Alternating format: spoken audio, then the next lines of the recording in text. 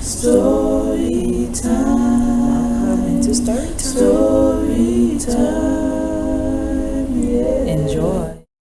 Hey guys, welcome back to my channel. It's Yanta, and we are doing still the series of Chasing Yanta Tania, and this is episode 4. So with episode 3, let's recap right quick. I have my notes with me. So recap, we did film festivals, when I was introduced to filmmaking, why did I choose filmmaking, how I was introduced through filmmaking. I was introduced to filmmaking through International Christian Film Festival. I attended the very first one in 2016, and the second one I volunteered in 2017. And that's how I had a aha moment regarding filmmaking. And I had a dream about a producer that I was there. I pitched for the first time. I tried to sign up to be part of Issa Rae's show, and that's how Yanta production came about. So by this point, we're in spring of 2017, and I've did my prayer asking God, like, yo, you're not gonna sit here, introduce me to all these things, have me all hype up, and you're not gonna tell me what I'm supposed to do.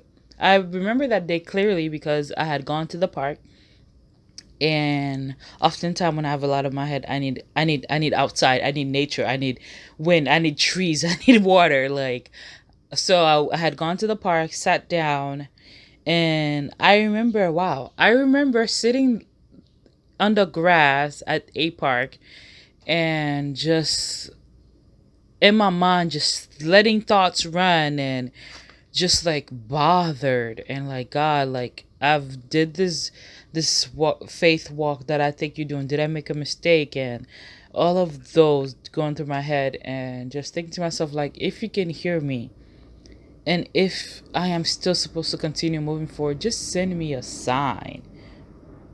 I'm not kidding you guys, I promise you. I looked up at the sky, just like, because obviously God is up there, and I just look up, and I promise you, I thought I saw in the clouds. You see how the clouds, like, they're not all connected, and sometimes, in between it, sometimes it looks like there are shapes. I thought I saw a shape of what we would recognize Jesus to look like based on what we've seen in movies, right? I thought I saw a shape of that, and I was like, what? And I looked down, like, okay, maybe I'm seeing things. I look up again, it was there. And I was like, wait a minute, I think I'm seeing things. And I look up again, and it was still there. And I'm like, is this my sign? I was like, wow. I'm pretty sure I tried to take a picture of it, and obviously I don't have this phone anymore. Sorry. And I went home, probably drove back, and excited. And from that, I think I started doing a lot of research. So we're talking about spring. So we're talking about maybe about May or April, right? I think I want to say the film festival was either between March and April, somewhere around that time, or even May. So we're talking about like spring. Summer's around the corner. doing research, days after days doing research. And then I was sitting here and I was like, I've done all my research. I know who I want to work with. Looking at my wall, because I had like a paper with the people I want to work with, like Devon Franklin, Tyler Perry Studios, etc., a list of people, right? And then I looked at my wall and I was like, I wonder, how do you work for Tyler Perry Studios? That's a random night. I can't say that is the exact night, but it's definitely after I saw in the sky the shape of what I thought looked like Jesus, after I asked for a sign, after 2017 Film Festival, right? And so I started doing research. Put it Tyler Perry Studio. How do you work for Tyler Perry Studios? And as you do the research, there's different articles that's talking about that. He typically doesn't just work with anybody, but oftentimes he does have programs and internship that works through certain organizations, certain schools, and etc. So I'm like, let me research what are those schools are. Obviously Tyler Perry Studios in Georgia. So as I researched just the different organizations, whatever, and a different list of school came, and one in particular came that was in Georgia. So I said, okay, So I look at the school and they had two programs going on. Researched the programs, read through both of the programs. One of them was FDMC, films, filmmaking and digital media. Wait, no, that doesn't sound right. FDM. What did FDMC stand for? I don't remember right now. That's not the point. And then the other one, I don't even remember the name of the program, but it's a program that's already been here. So FDMC appeared to have been new, and the other program seemed to have been there already and already have a history of being effective and successful and etc. So I'm like, well, this is already in Georgia. When I look at the list of things or programs or school, whatever, this seemed to be the only school. Clinton State was the school who has a program that I may be qualified for. Um, and it's in Georgia, and I know someone in Georgia, and if they would allow me to stay with them, I may actually have a chance.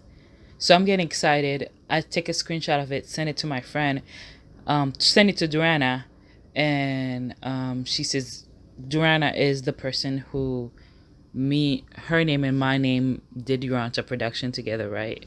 So she was like, do it. So I'm like, bet. Obviously I didn't say bet, but I'm like, okay, you don't gotta tell me twice. So I did my research about the program, figure out how to sign up and all of that. So the days coming, I just literally did everything to prepare to apply for the school. So I remember I did my first headshot, paid I think like $100 for it. I don't remember where I got the money from. I created a whole folder, had all the requirements they asked for. I think like a recommendation letter. I had like three, two recommendation letter. One of them was from Joanna, and the other one, funny enough, when I volunteer at the film festival earlier that year, I had met this older woman who was very nice and was, I don't know, felt like a filmmaking mom type person. So, and we had exchanged information. So I had reached out to her and asked if she would do me a recommendation letter, and she did. I don't remember how many recommend. I think I needed two. So I had that done. I did my application and all of that. Um, what happened? So I applied for both programs at Clinton State University, FDMC, the one actually um, I'm an alumni to in the other program, which I for some reason can't remember.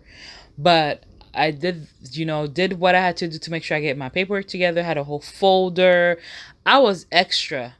Man, if I can find my folder and I'll take pictures of how extra I was on my folder. My folder probably have other stuff to it now, but if I can find it, do I still have it? Because I think I had two copy, one for me and one for them. So I put the folder and envelope. I think it was like a Saturday morning. Don't judge me. To ship it. That Saturday morning, I woke up so excited. I'm taking a shower. I'm getting ready to go do that before I go to church. And I remember thinking to myself like, "Oh my gosh!" By this point, I was like maybe a year into being natural, like doing the big chop. And I remember thinking to myself, like, man, if I get into the school and I move to Georgia, what am I going to do? And I have to go to school. What am I going to do with my hair? I'm not going to have time. I don't know how film school is going to be like. Blah, blah, blah. Going through all this in my head. And I promise you, I heard it myself say, lock your hair. And it's like, what? So I get out of the shower. I'm excited. I text a friend of mine who had locked her hair. And I was like, I think I'm going to lock my hair. And she was like, you should definitely do it. So I'm like, shh, bet. So anyways, I get ready. I go ship my folder for school. And I have to wait for the result. This had to have been May-ish or June. So many things happened that summer. So I'm awaiting, and now I'm announcing to people that I'm moving to Georgia by faith. I'm moving to Georgia. And I was scared to tell my niece, scared to tell my mom. I told my church, and I told them that I applied for the school. It's in Georgia, and if I get accepted, I would have to, you know, if I get. No, I had been told them earlier that year that I'm planning of moving. No, actually, yeah. I told them it was like when I applied for the school that, yeah, if I get accepted, and I have to leave beforehand, I will have to resign, or I probably won't be willing to take any new position for the next year. But nobody believed me. It was earlier that year. I don't know why I brought that up, and I hadn't even applied yet. That's because I was thinking of moving. Now that I think of it, and then when that time came, by this point, I don't even think we had the same pastor anymore. We were like pastorless, I think, or something like that. Anyways, that's not a point. What is important is I applied for this program, sent my stuff out. I'm ready, and I now have to start telling people that I'm actually leaving this time for real, by faith. And like I had to sit down with my choir and let them know that I applied for school, and if I get in, I can no longer be their choir director, and I had to prepare them for how to move forward and still have a choir. I had been directing the choir for like 5 years, and these are my kids, right? Um, they're not kids anymore. I mean, they're not adults legally. Some of them are, but whatever. Focus. So months are coming in, and I'm praying into this, and I'm preparing, but I don't have the funds. In order, if you get accepted, you have to pay for your first class or semester, if you will. I don't have that money. Days are coming closer. I'm not getting any results, but I don't know. I'm just believing, and I'm preparing to move. I haven't gotten a result. I don't have the money. I don't know how am I gonna get there. Spoke to my godmother in Georgia. She agreed for me to stay with her, and I'm just preparing. And it didn't really look like nobody really wanted me to move, but I really by this point didn't care, and I was gonna do it anyways. I didn't even have the money. And then one day I was like asking God, like, man, days are getting closer because school was scheduled to start in end of August, I believe. And days are getting closer. I haven't gotten any result, but I also don't have the money. What am I gonna do? But I'm still preparing to move. And then I remembered the year before, randomly, a friend mom called me and said that I was in her mind. I had been in her mind for a couple of days, and specifically that day heavily. And she didn't know what for, and she was wondering, how am I doing? Am I going to school? Am I interested in the program? And I was telling her, well, yeah, I'm not going to school. There's not anything I'm interested in right now. She said, well, if you do find something that you're interested in that you think will help you, let me know, depending how much I may be willing. I don't know what else I don't know why God kept putting you. I may be willing. So I remember that. So then I don't know if I called her or texted her, but I contacted her and asked her if she was still interested in doing that. I did find something. So she was like, yeah, let's meet up and talk about it. So we met up. We talked about it. And she was willing. She gave me the fund that I would have needed. But in between that, one thing that had happened was I was out of town, and that day, I guess I don't remember. I was just cleaning. Checked my email, found out that one of the programs, the one that seemed to be have more history of success, denied me, right? And I was devastated because I have already told everybody I was leaving, and I promise you, I was getting ready to be mad and heartbroken. And I promise you, I thought I heard this so loud that it made me stop. And I looked around like, where did that voice come from? Like, you're a hypocrite. And I'm looking around like, what? And then I felt like, and then in my thoughts, I heard hypocrite out loud. So I looked around, and then in my thought, I'm like, what? Who's a hypocrite for what? And in my thoughts, it's like I'm saying to myself, but like somebody else is saying it. It's weird. It's like you apply for 2 programs. You only got rejected for 1. What are you gonna do with the other? And I'm like thinking to myself, like, I don't know. Like, I guess I shouldn't be mad because I did apply for two and was expected to get accepted in one of them, but this one appeared to be the better one. So I was hoping maybe it would be that one. And then it's like, I felt like I heard, now you gotta go tell everybody that you got in. And I'm thinking, like, but I didn't. I don't know if I got in. But it's like, if you're operating in faith and you know this is what you're supposed to do, you don't necessarily need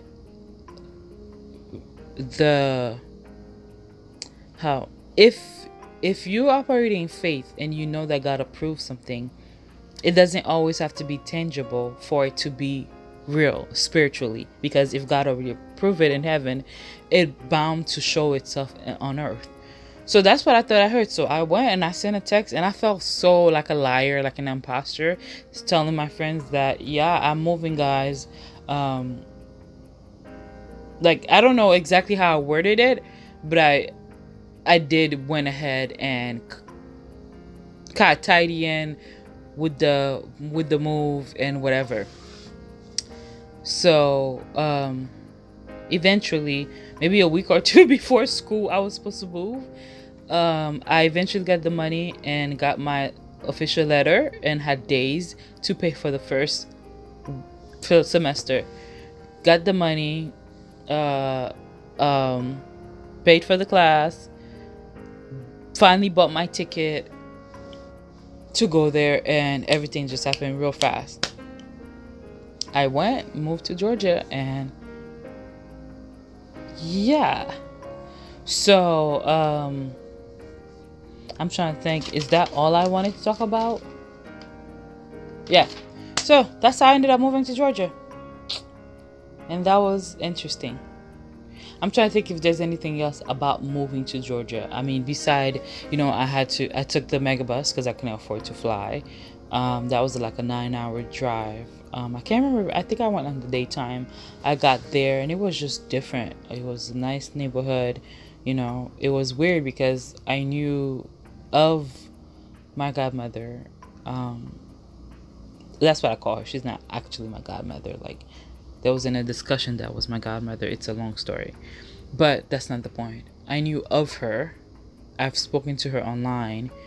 I met her once my whole life as an adult, having to live in a new state with somebody you don't know, with their kids in their house.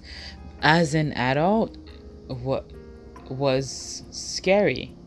So I was nervous, but it was a risk I was willing to take. Um, what else was I gonna do? I I decided that I was gonna walk by faith. I decided that I needed to give God a try before I decided I was gonna say the whole God thing. It's not real. We just do church just because it sounds good, and that's a headache in itself, right? If you raised in the church and you've been involved in church people are very difficult people to work with, being young and a girl. Well, maybe in my culture, I don't know for every other culture. And I was willing to give it my best shot. And here's an opportunity. I mean, it's one thing to leave